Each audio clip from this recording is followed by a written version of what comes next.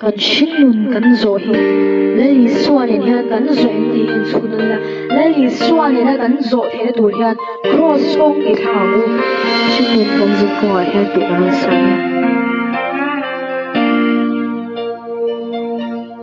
shinun kan jin kong a ya kan ngai che Claro thiang min tai la chúc hoan kana khen khen đam tê min xuôi che lu chú đầu yang a sai lam lu ne chú đầu yang a sai lam lu ne la li suwa ke sa kan thiên lung ron luộc hạt la kan thiên lung ya li son zai na ya ron luộc hạt lo si tu no la ya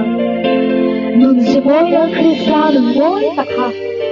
kan nun se mo kan nun hi la li son ni na in mi amoy em ni tin la li son nun hi zirang u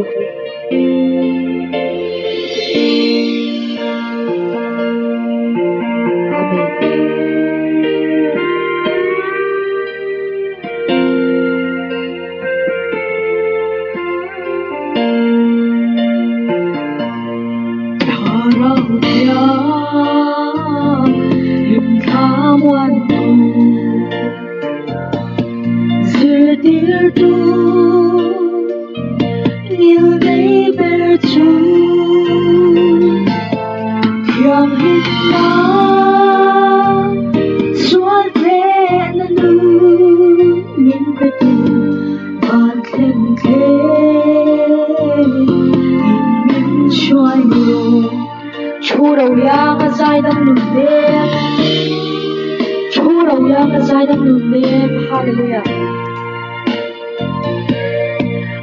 Thiên luôn rồi hoa khát ra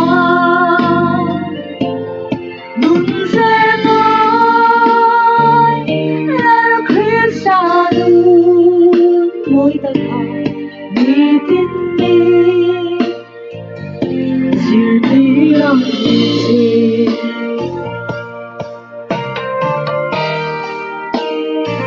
Shinun zo tu con cũng cầu hạ tham giác ông chuyện mà nếu như xóa nè cắn zo tổ luôn